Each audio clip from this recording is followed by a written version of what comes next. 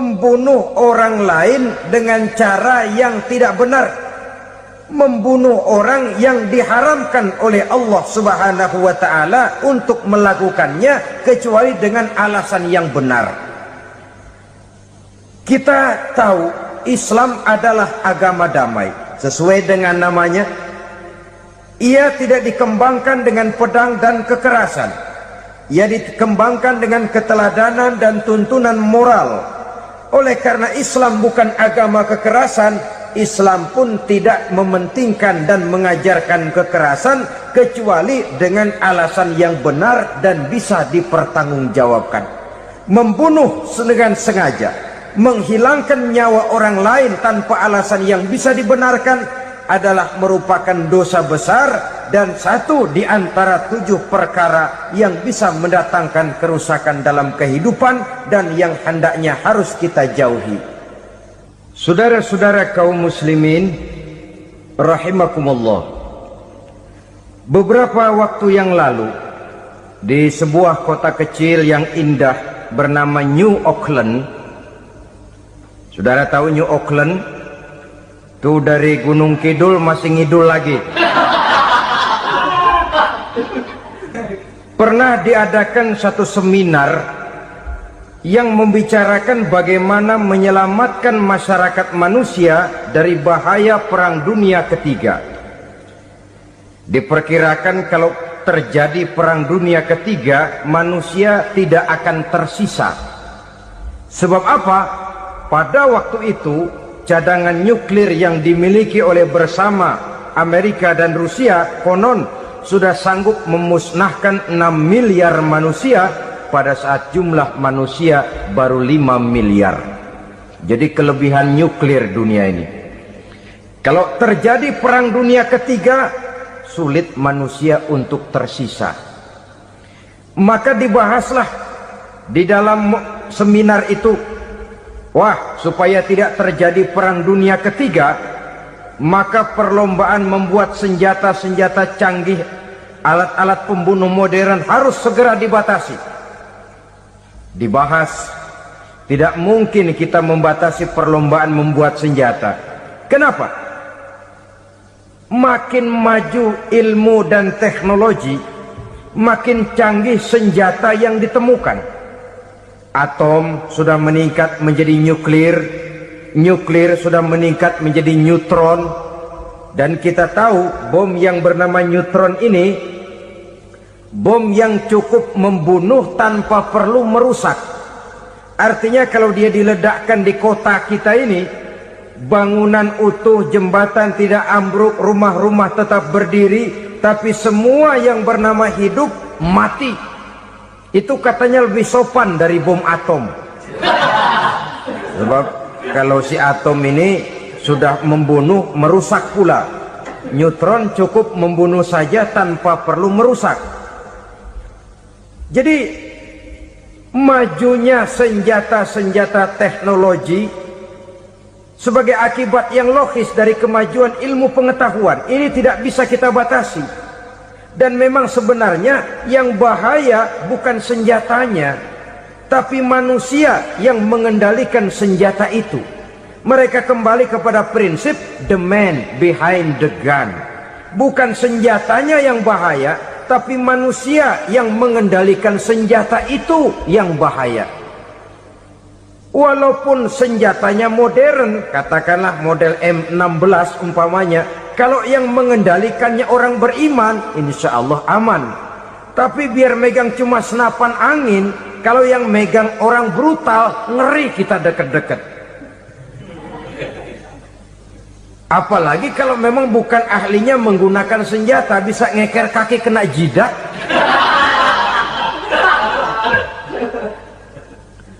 Mereka kembali kepada prinsip lama yang tetap baru. Bukan senjatanya yang harus dibatasi, manusia yang mengendalikan senjata itu yang perlu dibicarakan. Nah, kalau begitu, agar manusia tidak mempergunakan senjata sewenang-wenang, apa yang harus kita lakukan?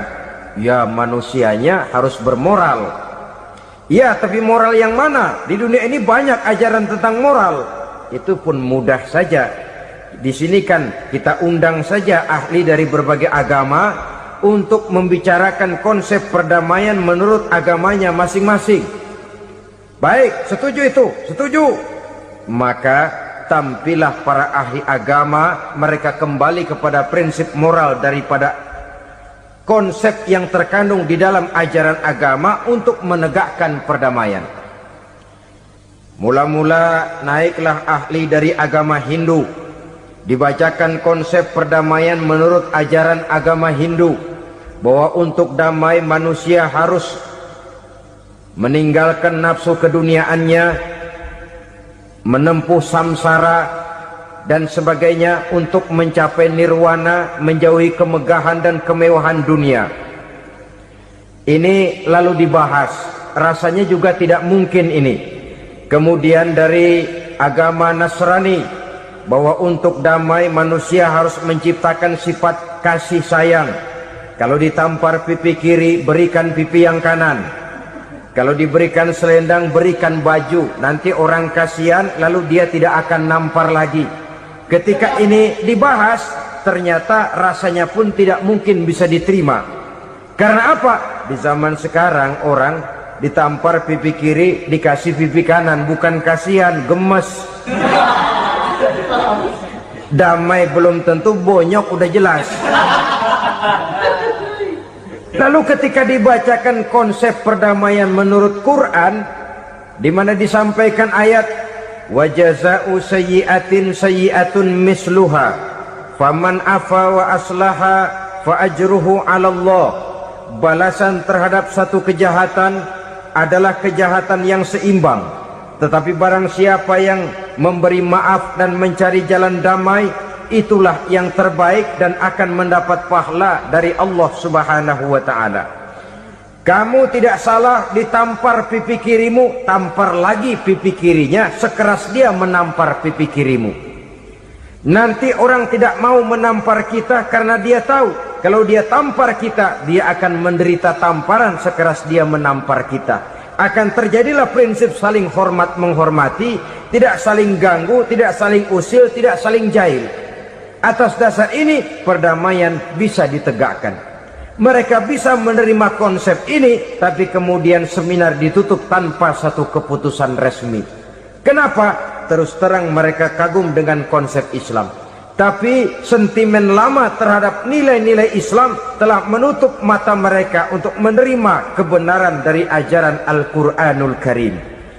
Saudara-saudara kaum muslimin rahimakumullah, kembali kita kepada persoalan pokok. Roh adalah dari Allah. Dia akan kembali kepada Allah, milik mutlak dari Allah. Tidak pantas kita merampasnya dari orang lain. Tidak wajar kita menghilangkannya tanpa alasan yang dibenarkan oleh agama. Di zaman sekarang, akibat persaingan hidup yang makin tajam, lapangan kerja yang makin sulit, tensi ekonomi yang makin tinggi, atau karena nilai moral yang makin rendah, atau juga karena rapuhnya pegangan orang kepada agama, nyawa rasanya sudah sedemikian murahnya. Berbagai kasus membuat berdiri bulu roma kita. Ada mayit, ada manusia dipotong 6, dicincang macam kambing. Ada yang dipotong 5, ada yang dipotong 13, dikardusin, dibuang ke tempat sampah. Inna lillahi wa inna ilaihi raji'un. Gejala apa ini? Kanibalisme. Manusia sudah demikian sadisnya, manusia sudah sedemikian buasnya, sehingga sesama manusia diperlakukan seperti hewan. Padahal hewan sendiri belum pernah macan makan macan, bagaimanapun buasnya macan. Belum pernah serigala memakan serigala, bagaimanapun brutalnya serigala. Tetapi manusia makan manusia di zaman sekarang kadang jadi kenyataan dalam kehidupan kita. Kadang persoalannya remeh saja, soal uang 200 perak, pisau bicara, nyawa melayang. Soal rokok sebatang, celurit bicara, nyawa melayang. Soal-soal yang sama sekali tidak prinsip, begitu mudah kita menghilangkan nyawa orang lain. Padahal Nabi pernah memperingatkan, apabila dua orang muslim sudah berkelahi dan berbunuh-bunuhan, al-qatil wal maqtul finnar, yang membunuh dan yang terbunuh dua-duanya neraka. Sahabat heran, ya Rasul, kalau yang membunuh masuk neraka itu sih wajar, tapi yang terbunuh kenapa neraka juga? Beliau menjawab, dua-duanya sudah punya niat untuk saling membunuh. Niatnya itu yang diponten.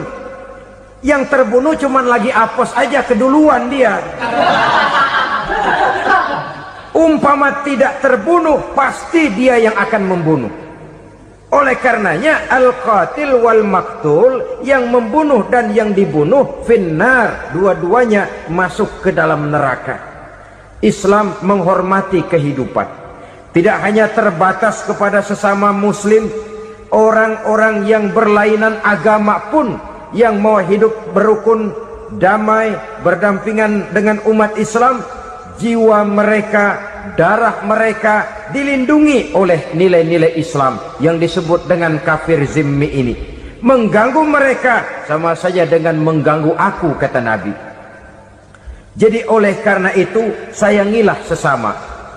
Kehidupan adalah anugerah Allah, bukan wewenang kita untuk mencabutnya dari orang lain, bukan wewenang kita untuk merampas dan menghilangkannya dari orang lain.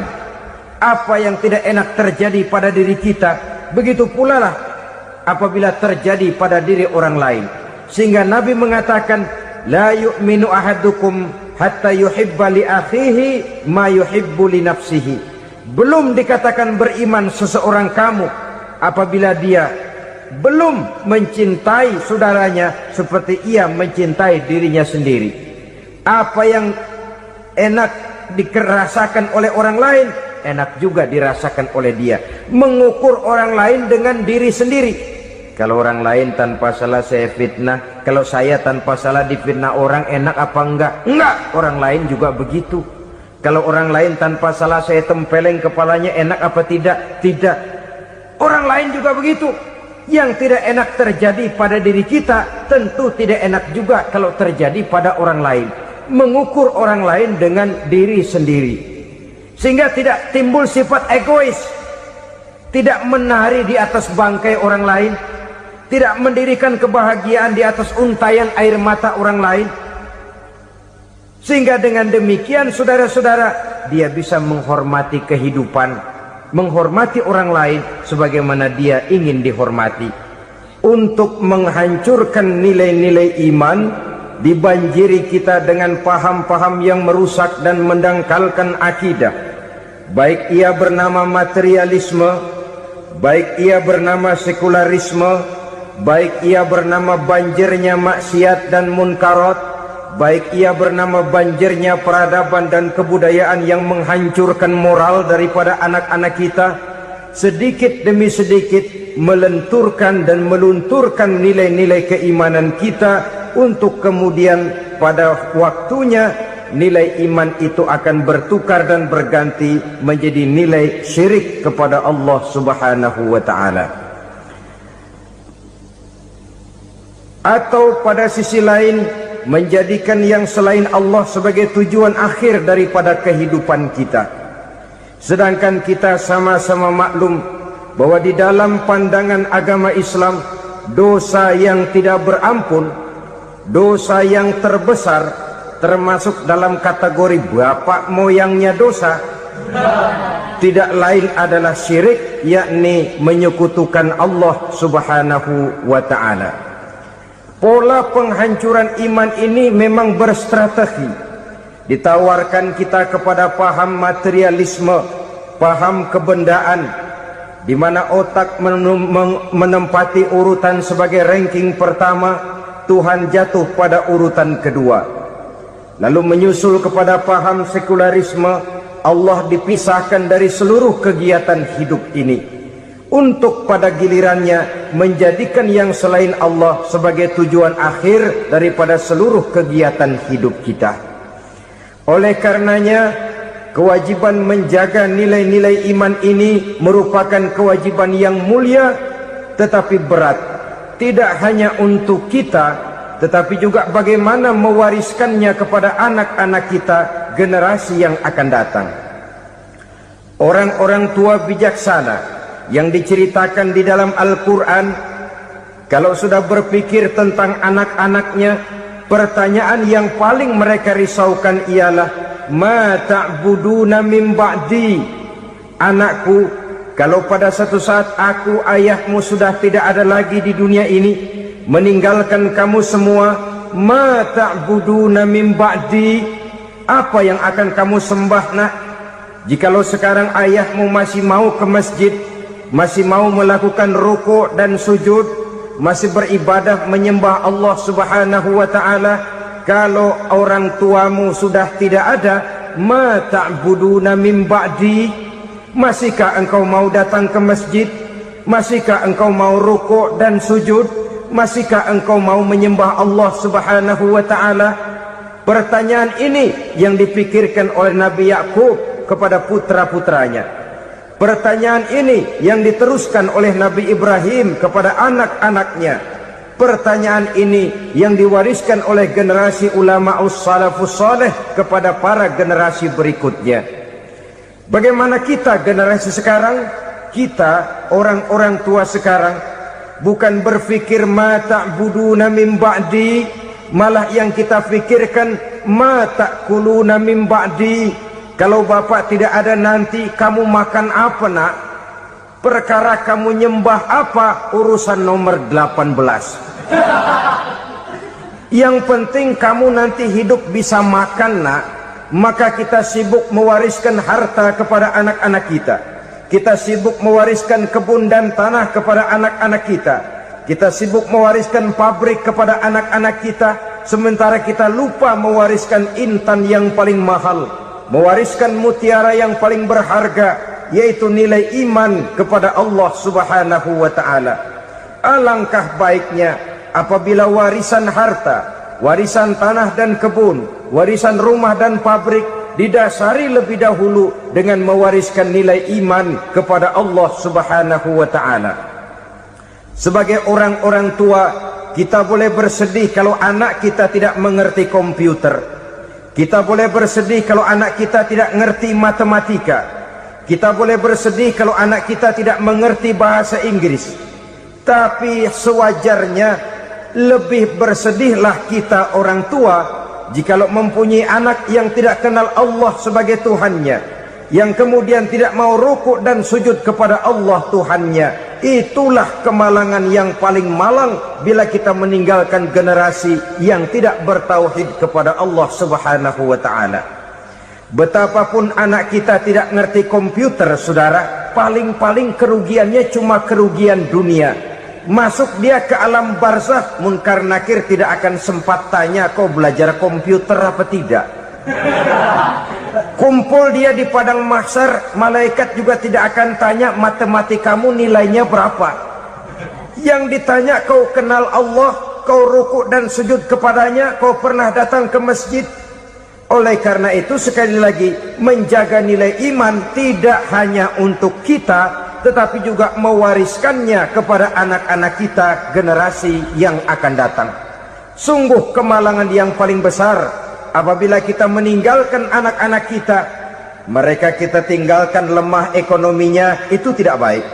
Mereka kita tinggalkan lemah otaknya, itu pun akan membuat mereka tertinggal oleh yang lain.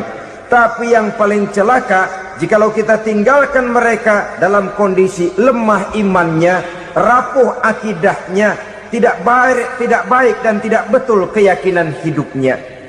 Oleh karena itu Nabi berpesan, jauhilah 7 perkara yang merusak. Yang pertama, syirik kepada Allah Subhanahu wa ta'ala, menyekutukan Allah baik dalam ucapan, dalam keyakinan ataupun dalam perbuatan.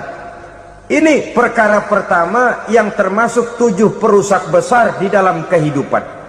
Kalau sudah jatuh kita ke lembah syirik, bagaimanapun banyak kebaikan yang kita kerjakan, berjiwa sosial, bertangan pemurah, gemar menolong orang lain, kalau memang dasarnya syirik, maka seluruh kebaikan kita akan hancur, tidak akan ada nilainya dalam pandangan Allah Subhanahu wa ta'ala.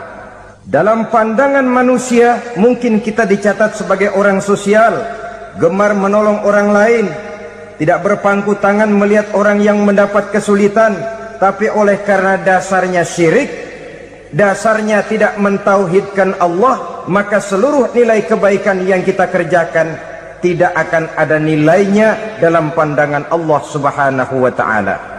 Maka jagalah iman kita jangan sampai dihinggapi penyakit syirik yang bagaimana kecilnya sekalipun. Sekali lagi, baik syirik dalam bentuk ucapan, syirik dalam bentuk keyakinan, sampai kepada syirik dalam bentuk perbuatan, kita berhindar kepada sifat-sifat yang sedemikian itu. Karena apa? Dalam satu ayat Quran Allah Subhanahu wa ta'ala menjelaskan, innallaha la yaghfiru ayyushraka bih wa yaghfiru ma duna dzalika liman yasha. Allah tidak akan memberi ampun kepada orang-orang yang menyekutukannya, tapi Allah masih mau memberikan ampun kepada dosa-dosa yang selain itu bagi orang-orang yang dikehendakinya. Dosa selain syirik, apabila kita bertaubat, Allah masih mau mengampuni.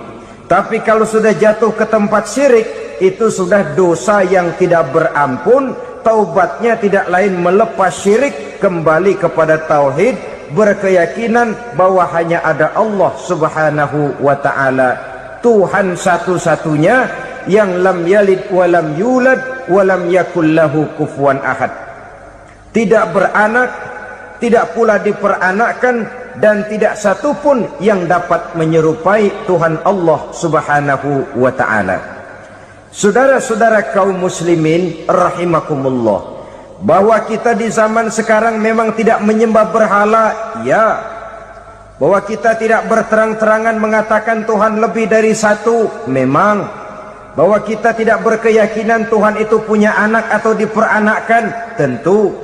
Tapi dalam perbuatan dan i'tiqad, kita kadang-kadang jatuh tanpa kita sadari ke tempat yang bernama syirik ini.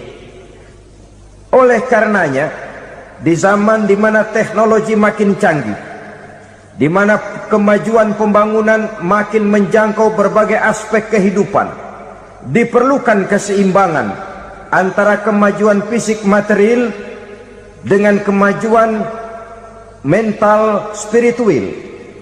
Apabila tidak ada keseimbangan, yang terwujud tentulah kepincangan, yang diawali dengan pincangnya cara kita berpikir, sehingga pada akhirnya akan mengarah kepada pincangnya cara kita berbuat dan bertindak di dalam kehidupan kita. Oleh karena itu, Nabi berpesan, jauhilah sifat syirik, karena syirik merupakan dosa yang teramat besar. Ini sifat merusak yang pertama. Yang kedua, kata Nabi, wasihra, jauhilah sihir. Sihir ini juga termasuk perkara yang merusak kehidupan. Kita semua sama-sama maklum bahwa sihir sebenarnya bukan persoalan baru. Sejak sebelum datang Islam, sihir itu sudah ada. Di zaman Yunani kuno, sihir ada. Di zaman Mesir kuno, di zaman Cina kuno, dan yang lain-lain yang serba kuno, sihir itu sudah ada. Bahkan para nabi pun, para rasul yang diutus oleh Allah Subhanahu wa ta'ala, senantiasa berhadapan dengan ahli-ahli sihir untuk menguji kebenaran dari misi yang mereka bawa. Sihir adalah perbuatan di luar kebiasaan yang bisa dikerjakan oleh ahlinya dengan bantuan jin atau setan. Hukum mempelajari sihir adalah haram, mengamalkannya lebih haram lagi.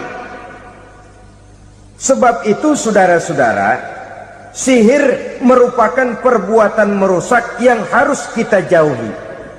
Ciri-ciri daripada perbuatan sihir, pertama, ia mengandung tipuan, bayangan khayal. Di zaman Nabi Musa misalnya, orang melihat tambang-tambang itu seperti ular. Nabi Musa melayangkan tongkatnya menjadi ular-ular besar yang memakan ular-ular kecil ciptaan tukang-tukang sihir Fir'aun tadi. Lalu sihir bisa terjadi dengan bantuan jin kafir atau setan. Kemudian ciri yang ketiga, sifatnya halus dan tersembunyi. Taruh kata ada seorang ahli sihir yang mempergunakan ayat-ayat Quran sebagai jompa-jampe, sebagai baca-bacaan, itu cuma sekedar kedok. Tujuannya tidak lain menjadikan agama sebagai kedok untuk membenarkan cara yang dimurkai oleh Allah Subhanahu wa ta'ala. Satu hadis yang diriwayatkan oleh Imam Bazar dan Tabrani, Nabi berpesan, "Laisa minna man tatayyara lahu au takahhana au tukuhhina lahu au sahira lahu." Tidak termasuk ke dalam golonganku, kata Nabi. Tidak termasuk umatku. Siapa mereka? Man tatayyara lahu, orang yang bertatoyur. Apa tatoyur itu? Dari kalimat toyaro, artinya terbang. Toir biasa diartikan dengan burung. Tatoyaro percaya kepada suara-suara burung. Man tatayyara lahu, mempercayai, meyakini dengan benar-benar kepada suara beburungan. Kan suka ada itu, nah bunyi burung tuh, maling liwat. Maling liwat. Burung bunyi, maling liwat. Itu termasuk tatayyara lahu, percaya kepada suara burung. Kan aneh kalau suara orang nggak dipercaya, suara burung malah dipercaya. Ada ustadz ceramah, kiai ngaji, nggak mau didengerin, burung dengerin bener. Nah, suaranya dari sebelah mana? Belah kulon. Nah, itu tandanya anu. Habis dihitung-hitung. Itu termasuk tatayyara lahu. Au takahana, atau bertenung, au tukuhina, atau minta ditenungkan, au sahirolahu, atau melakukan perbuatan sihir atau minta disihirkan. Laisa minna, tidak termasuk ke dalam golonganku, kata Nabi. Sehingga dengan demikian saudara-saudara, menghadapi sihir dengan sihir sekalipun termasuk perbuatan yang tidak diajarkan oleh agama. Kita kan mempelajari sihir untuk jaga diri. Tidak apa-apa, yang dilarang mengamalkannya, dilarang juga mempelajarinya. Sebab orang kalau sudah mengetahui, biasanya lalu terangsang untuk mencoba.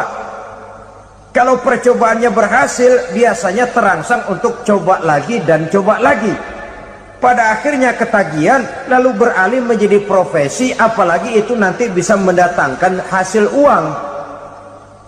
Saudara-saudara kaum muslimin rahimakumullah, kita manusia makhluk nyata, kita hidup di alam nyata, terikat oleh sunnatullah, causality.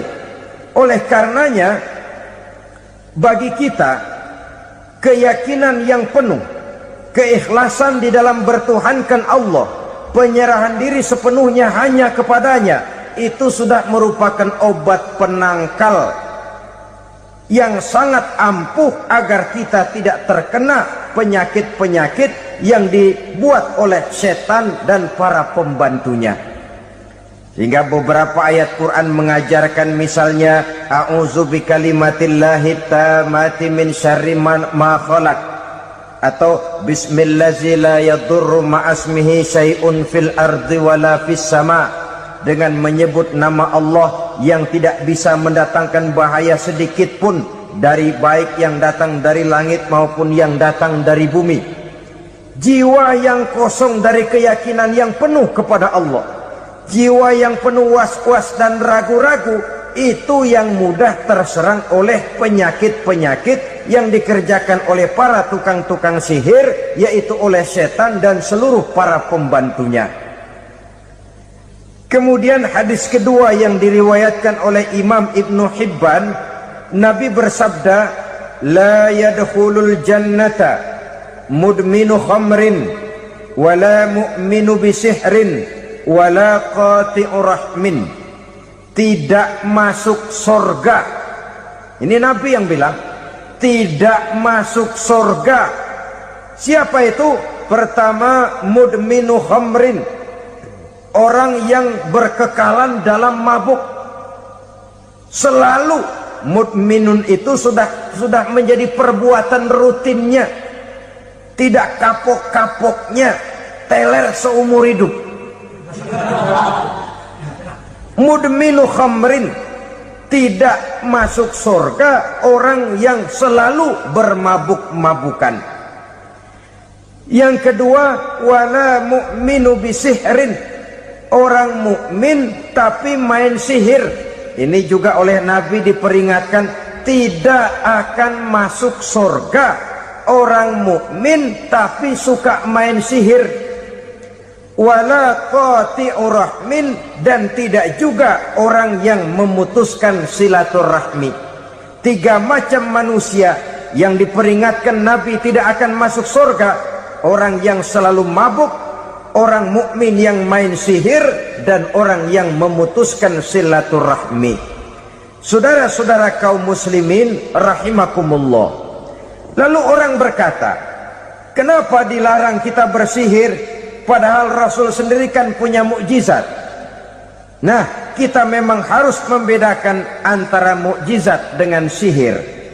Dalam kehidupan agama kita kenal ada yang namanya mukjizat, ada yang namanya karomah atau keramat biasa diucapkan, ada yang namanya maunah, ada yang namanya irhas, ada juga yang namanya sihir. Kesemuanya ini berbeda, saudara-saudara. Yang dinamakan mukjizat itu khusus untuk para rasul saja. Satu kejadian luar biasa yang terjadi dilakukan oleh rasul atas izin dari Allah Subhanahu wa taala. Perbedaannya dengan sihir jelas. Sihir dari setan, mukjizat dari Allah. Sihir bisa dipelajari, mukjizat tidak.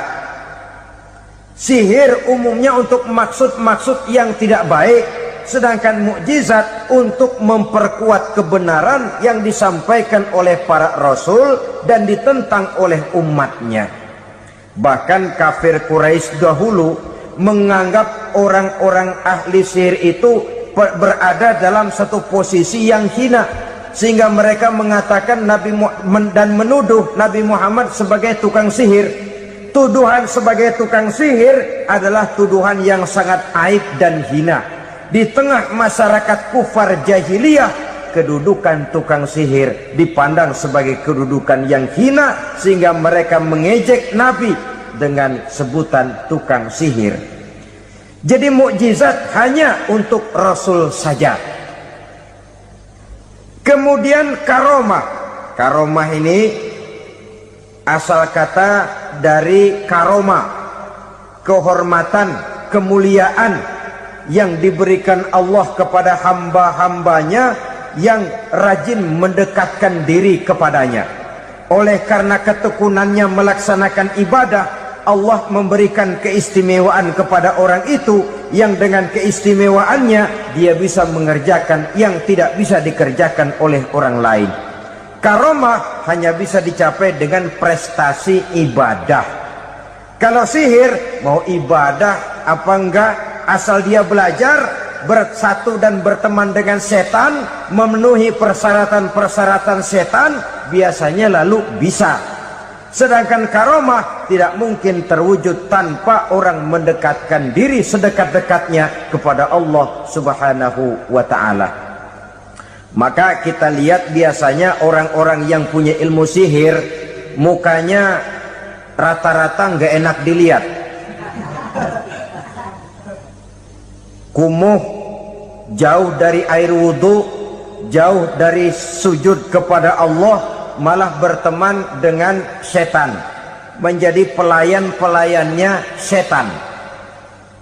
Saudara-saudara, adapun maunah, keistimewaan yang diberikan Allah kepada hamba-hambanya yang belum sampai kepada tingkat wali, tapi orang itu lebih banyak kebaikannya daripada kesalahannya.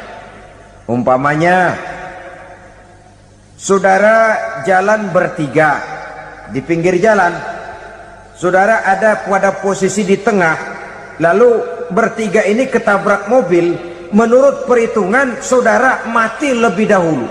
Tapi terjadi hal yang aneh, dua teman saudara mati, saudara malah cuma luka dan lecet sedikit saja. Apa itu? Kalau kita lebih banyak kebaikannya daripada kesalahannya, itu yang dinamakan ma'unah, pertolongan yang diberikan Allah kepada hamba-hambanya yang lebih banyak kebaikannya daripada kesalahannya. Sedangkan yang dinamakan irhas, kejadian luar biasa pada diri seseorang pada waktu dia masih kecil, yang menunjukkan tanda-tanda keistimewaannya. Itu umumnya pada para nabi pada usia kecilnya sudah ada irhas, tanda-tanda istimewa. Jelas baik mukjizat, karomah, maunah maupun irhas berbeda dengan sihir. Sihir ini jelas saja merupakan bantuan dan persekutuan antara manusia dengan setan. Padahal setan, kata Allah dalam Al-Quran, innahu lakum aduwwum mubin, sesungguhnya setan bagi kamu adalah musuh yang sangat jelas. Saudara-saudara kaum muslimin rahimakumullah, di zaman sekarang dalam menghadapi beban kehidupan yang makin pelik, menghadapi stres yang tidak kunjung selesai, menghadapi persoalan-persoalan yang teramat berat, orang sering mencari jalan keluar kepada hal-hal yang menurut pendapatnya bisa meringankan beban moralnya itu. Pergilah dia mencari sesuatu yang dapat meringankan bebannya. Dan tidak jarang yang jatuh ke pangkuan tukang-tukang tenung, ke pangkuan tukang-tukang sihir, yang mereka itu oleh Quran dijelaskan kadzabal munajjimun walau sodaku. Tukang-tukang tenung, tukang-tukang sihir, mereka itu bohong walaupun benar. Maksudnya bohong walaupun benar, artinya kalau yang mereka kerjakan benar, itu sih kebenaran. Benar dengan kebenaran itu lain. Kebenaran, kebetulan bisa, tapi tidak untuk selalu. Apalagi kalau itu sudah membahayakan kehidupan orang lain. Jadi oleh karena itu Nabi berpesan, jauhilah daripada sihir. Kalau sudah jauhilah dari sihir, artinya ya jauhilah daripada mempelajarinya, jauhilah daripada bergaul dengan orang-orang yang ahli di bidang itu, karena dari pergaulan segalanya bisa menular. Baiklah saudara, ini yang kedua. Yang ketiga pesan Nabi, wa qatlan nafsil lati harramallahu illa bil haq, membunuh orang lain dengan cara yang tidak benar, membunuh orang yang diharamkan oleh Allah Subhanahu wa taala untuk melakukannya kecuali dengan alasan yang benar. Kita tahu Islam adalah agama damai, sesuai dengan namanya. Ia tidak dikembangkan dengan pedang dan kekerasan. Ia dikembangkan dengan keteladanan dan tuntunan moral. Oleh karena Islam bukan agama kekerasan, Islam pun tidak mementingkan dan mengajarkan kekerasan kecuali dengan alasan yang benar dan bisa dipertanggungjawabkan. Membunuh dengan sengaja, menghilangkan nyawa orang lain tanpa alasan yang bisa dibenarkan adalah merupakan dosa besar dan satu di antara 7 perkara yang bisa mendatangkan kerusakan dalam kehidupan dan yang hendaknya harus kita jauhi. Saudara-saudara kaum muslimin rahimakumullah, beberapa waktu yang lalu di sebuah kota kecil yang indah bernama New Auckland. Saudara tahu New Auckland? Tuh dari Gunung Kidul masih ngidul lagi. Pernah diadakan satu seminar yang membicarakan bagaimana menyelamatkan masyarakat manusia dari bahaya Perang Dunia Ketiga. Diperkirakan kalau terjadi Perang Dunia Ketiga, manusia tidak akan tersisa. Sebab apa? Pada waktu itu cadangan nuklir yang dimiliki oleh bersama Amerika dan Rusia konon sudah sanggup memusnahkan 6 miliar manusia pada saat jumlah manusia baru 5 miliar. Jadi kelebihan nuklir dunia ini. Kalau terjadi perang dunia ketiga, sulit manusia untuk tersisa. Maka dibahaslah di dalam seminar itu, wah, supaya tidak terjadi perang dunia ketiga, maka perlombaan membuat senjata-senjata canggih, alat-alat pembunuh modern harus segera dibatasi. Dibahas, tidak mungkin kita membatasi perlombaan membuat senjata. Kenapa?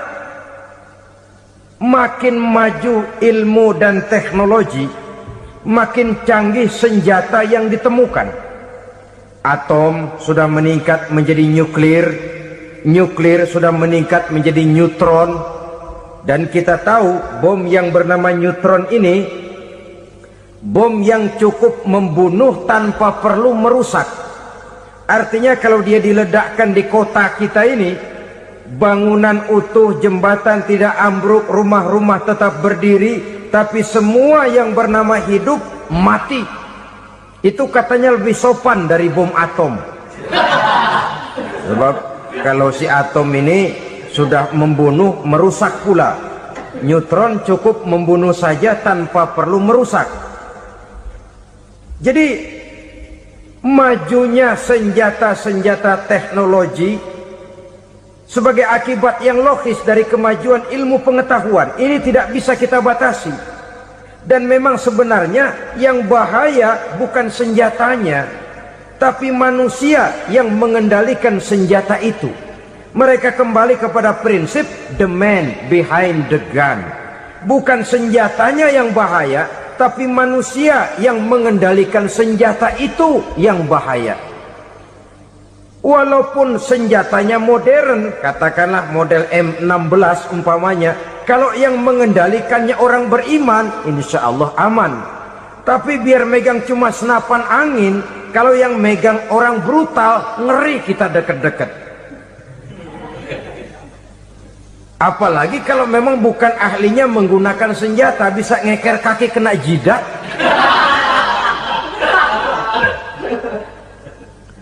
Mereka kembali kepada prinsip lama yang tetap baru. Bukan senjatanya yang harus dibatasi, manusia yang mengendalikan senjata itu yang perlu dibicarakan. Nah, kalau begitu, agar manusia tidak mempergunakan senjata sewenang-wenang, apa yang harus kita lakukan?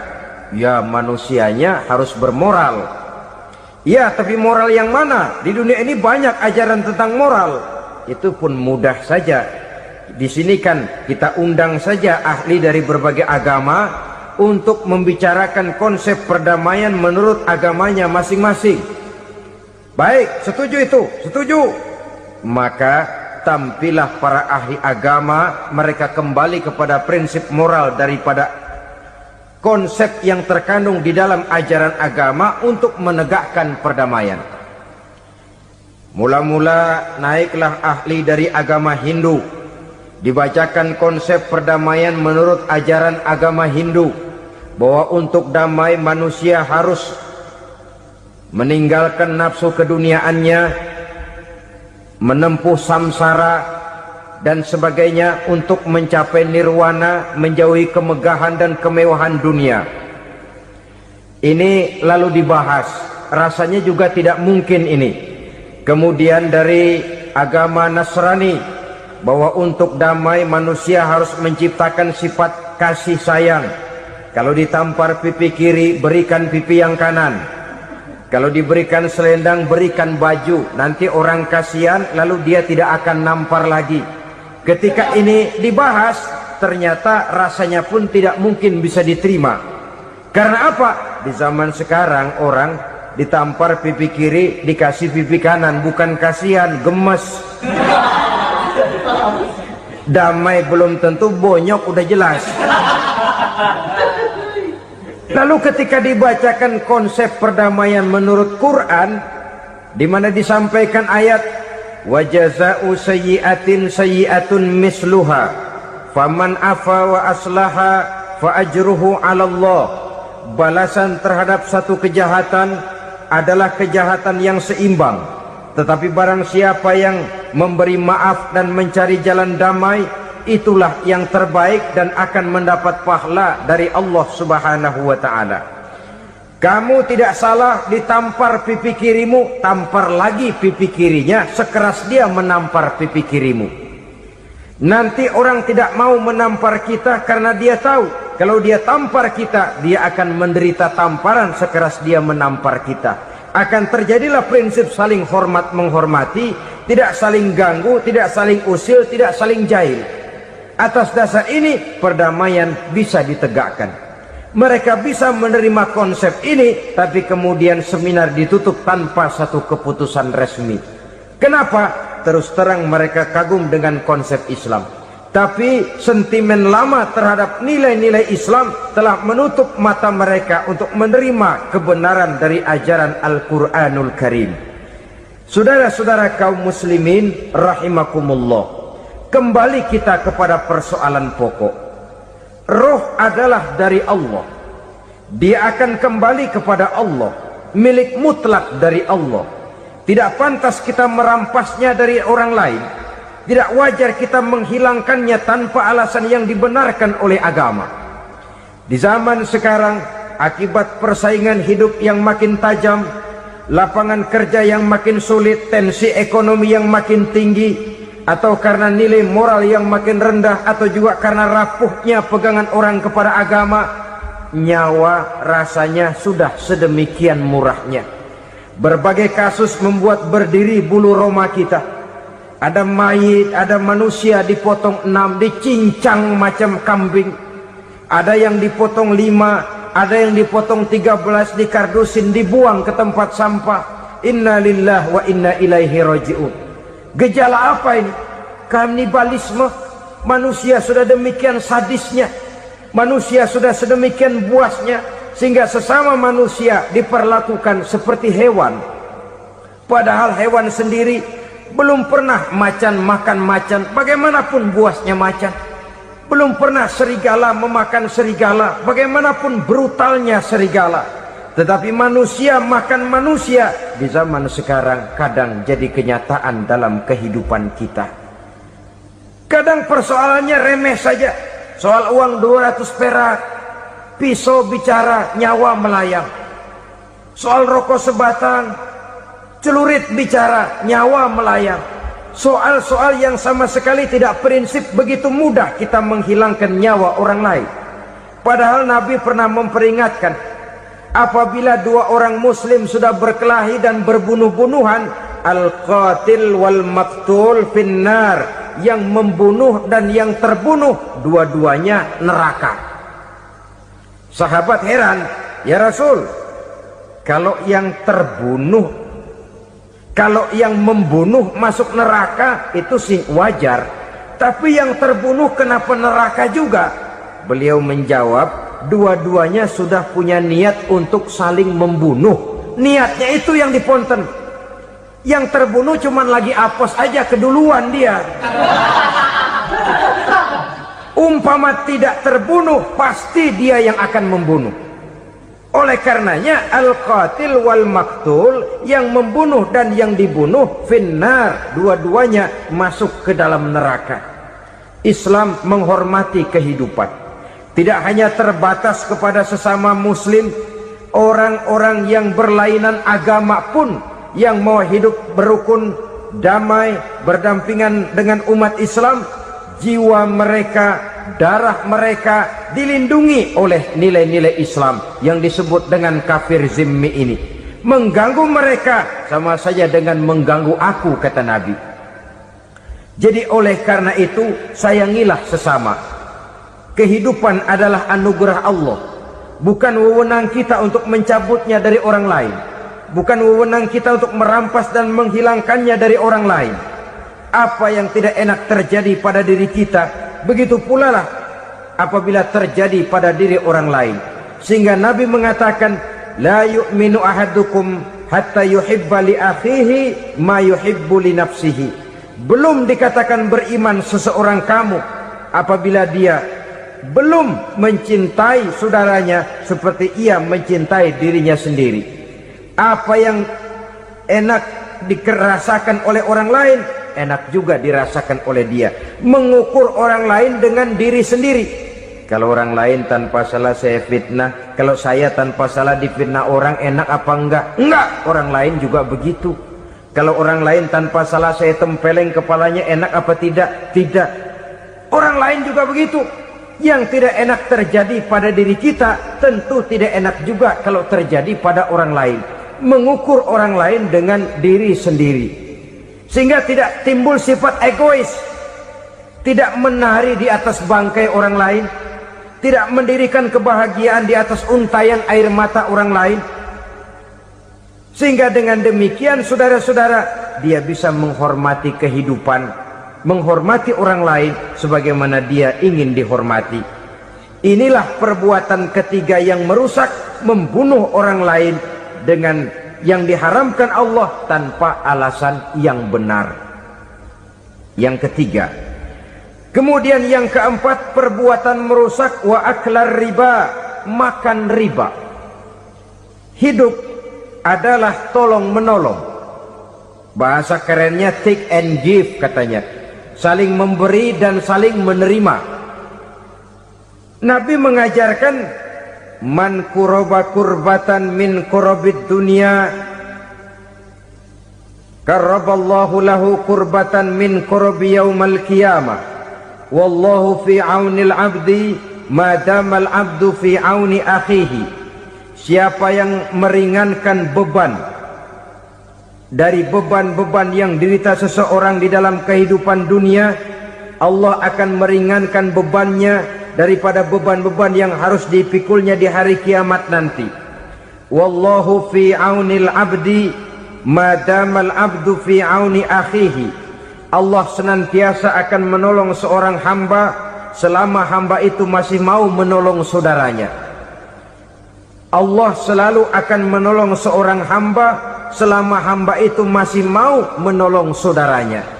Apabila kita sudah berpangku tangan terhadap kesulitan orang lain, biasanya pun pada saat kita mendapat kesulitan, kita akan sulit juga memperoleh pertolongan. Nah, riba alias renten, kedoknya adalah menolong orang. Masya Allah, sangat luar biasa tausiah yang sudah disampaikan oleh guru kita. Sahabat beriman yang dimuliakan Allah, tetaplah di channel ini karena kajian ini belum selesai dan masih banyak lagi hal-hal menarik yang akan disampaikan oleh beliau. Mari kita lanjutkan kembali. Selamat mendengarkan. Tapi sama juga, bulu buntutnya dilepas, palanya dicekek. Menolong orang pada akhirnya menjadi beban bagi seseorang. Dan memang mencari orang-orang yang berada dalam posisi kesulitan. Biasanya di daerah-daerah di mana musim paceklik jadi lapangan kerja sulit, sedangkan urusan perut tidak bisa ditunda, akhirnya orang terjebak ke dalam rentenir, ke dalam riba, ke dalam renten, bunga berbunga, sehingga satu saat jumlah bunganya bisa lebih besar dari jumlah pinjaman pokoknya. Kemudian kalau juga ternyata tidak bisa dibayar, rumah jadi taruhan. Memang rumah satu-satunya, begitu rumah ditarik mulain camping. Bukankah pada akhirnya akan mewariskan kesengsaraan? Oleh karena itu, kepada kita berusahalah jangan berhubungan dengan rentenir, jangan makan renten dan riba. Kepada mereka yang melaksanakan riba, walaupun mendatangkan keuntungan materi, tapi percayalah harta yang didapat dengan jalan riba tidak akan membawa keberkahan. Manakala tidak membawa keberkahan, dia tidak akan mendatangkan ketenangan di dalam kehidupan kita. Oleh karenanya, memakan harta riba termasuk perbuatan yang merusak sendi-sendi kehidupan sosial, merusak kehidupan orang lain, merusak kehidupan masyarakat, tetangga, pergaulan dan sebagainya. Yang kelima, wa akla malil yatim, memakan harta anak yatim dengan cara yang zolim. Nih, memang lezat. Anak yatim itu nggak tahu urusan apa-apa. Kita diamanahkan untuk mengurusinya. Kadang-kadang dibentuklah panitia penyantunan yatim piatu. Yatimnya mah tetap kelaparan, panitianya yang pada gendut.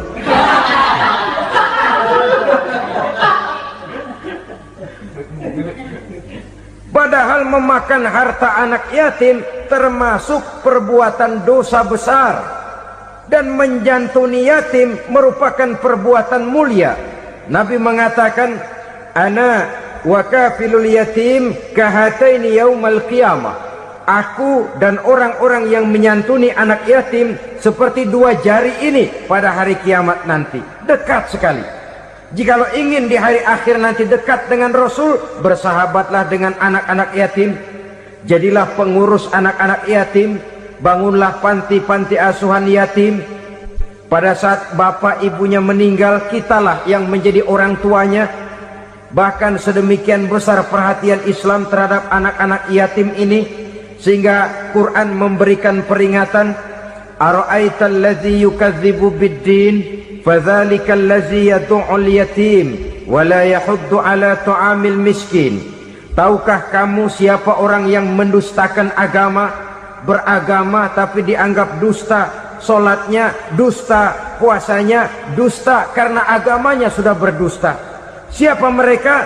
Fadzalikal ladzi yad'ul yatim, orang yang menyia-nyiakan anak yatim, wala yahuddu ala ta'amil miskin, dan tidak pernah memberi makan kepada orang-orang yang menderita kemiskinan.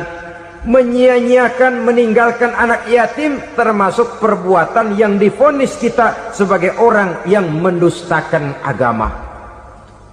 Saudara-saudara kaum muslimin rahimakumullah, maka sangat dicela mengeksploitir anak-anak yatim, menjadikan mereka sebagai kedok untuk mencari kekayaan pribadi.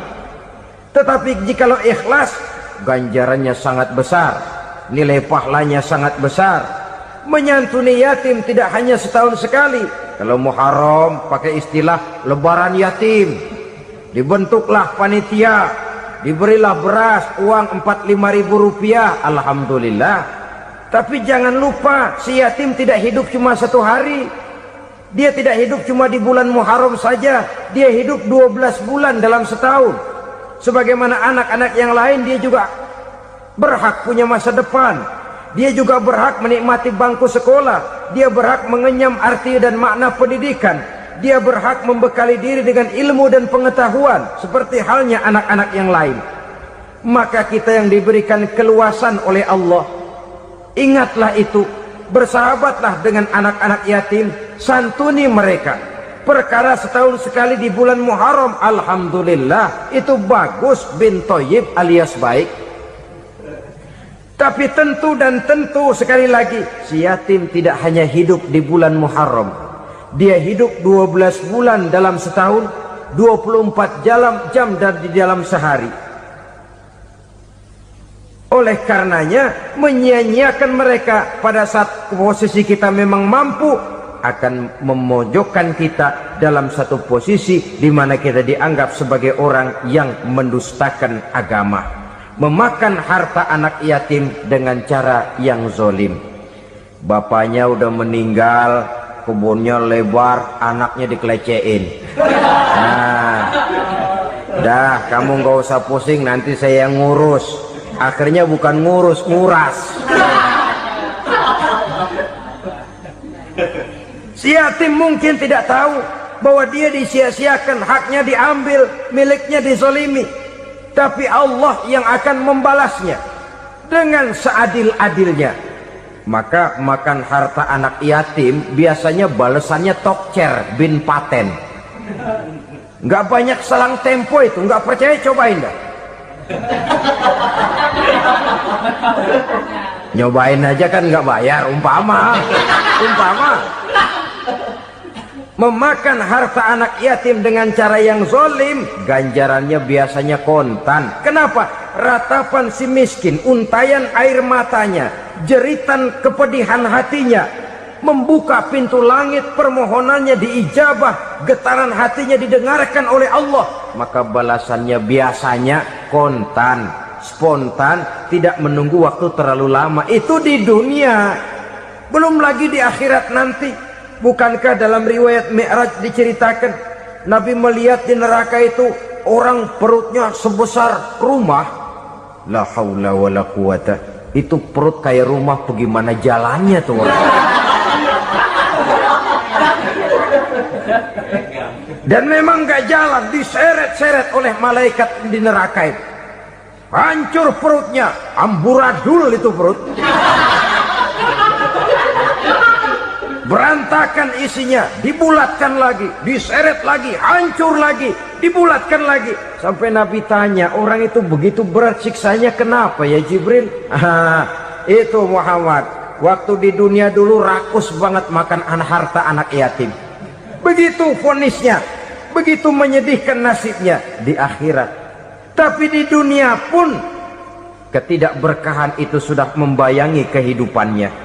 Oleh karena itu, kepada saudara-saudara yang mendapat titipan anak yatim, berbahagialah, karena semulia-mulia rumah adalah rumah yang di dalamnya ada anak yatim yang disantuni.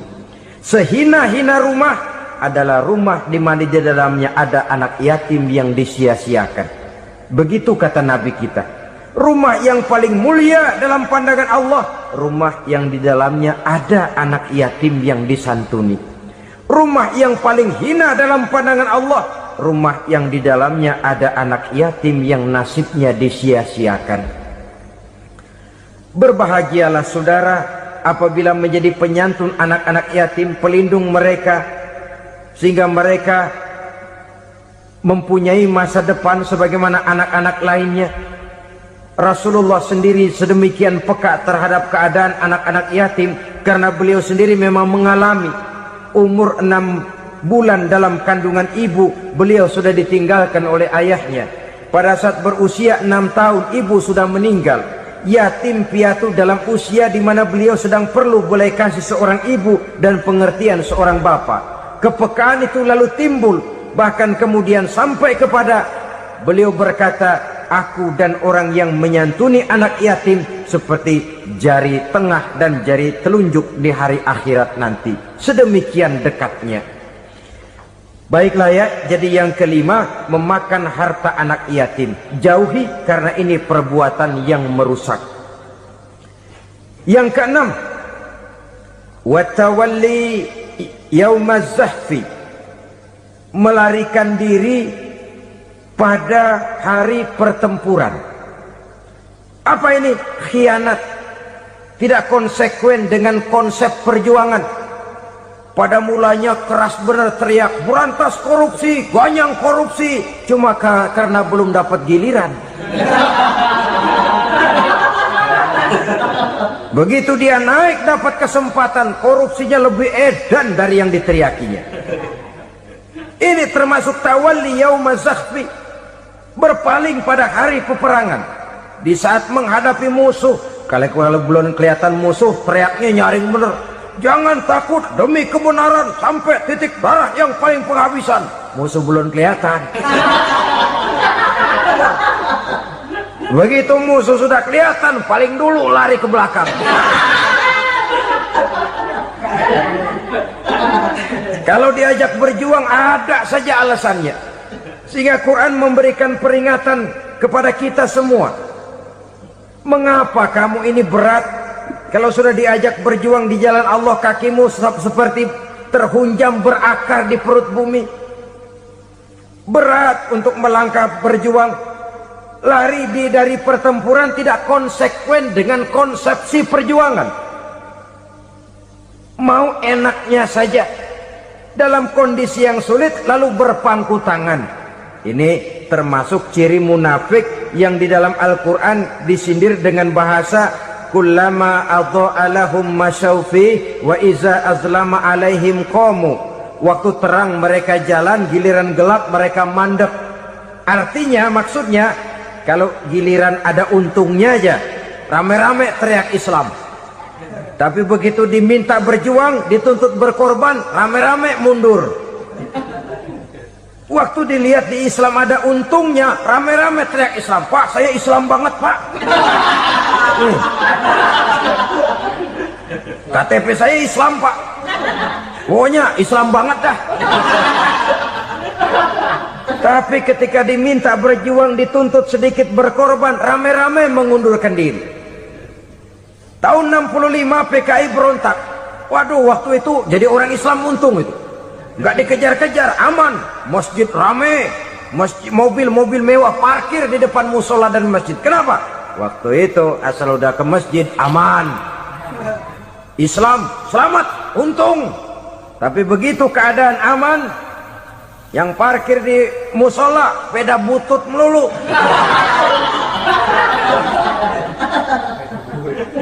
Waktu terang mereka jalan, waktu gelap mereka berhenti. Dikala di Islam ada untungnya, baru wah Islam bagus, Islam hebat. Tapi waktu dilihat ada kerugian, jangan bawa-bawa Islam dah. Jangan bicara soal Islam, ini kan bukan soal agama. Bukan soal agama. La haula wa la quwata illa billah. Beragama kita ambil talfik fid din, mengambil yang enteng-enteng saja dalam urusan beragama ini. Tidak konsekuen kita dengan Islam kita. Seolah kita mau memilih mana yang terasa cocok sama selera kita, kita teriak Islam. Beratan aja dikit, rame-rame berpaling. Itu termasuk tawalli yaumaz zahfi, para pengkhianat mental-mental hipokrit. Alhamdulillahirrabbilalamin. Demikianlah tausiah penuh ilmu, hikmah, dan manfaat yang sudah kita dengarkan bersama dari guru kita. Sahabat beriman yang dimuliakan Allah, terima kasih banyak sudah menyimak tausiah ini sampai selesai. Doa dan harapan saya, semoga Allah Subhanahu wa Ta'ala senantiasa selalu melimpahkan segala rahmat dan karunia-Nya kepada sahabat semua. Selalu diberikan kesehatan, dimudahkan segala urusannya, dan dilancarkan rezekinya. Amin ya rabbal alamin. Demikian yang dapat saya bagikan, kurang lebihnya mohon maaf. Sampai bertemu lagi di kajian-kajian berikutnya. Wabillahi taufik wal hidayah, waridha wal inayah. Wassalamualaikum warahmatullahi wabarakatuh. Setelah kita mendengarkan bersama tausiah yang sangat luar biasa yang sudah disampaikan oleh guru kita, sekarang mari kita lanjutkan aktivitas kita masing-masing. Semoga apa yang sudah beliau sampaikan kepada kita semua menjadi ilmu yang bermanfaat dalam kehidupan kita sehari-hari. Amin ya rabbal alamin. Selamat beraktivitas buat sahabat semua dan sukses selalu. Sampai bertemu lagi di tausiah berikutnya. Wassalamualaikum warahmatullahi wabarakatuh.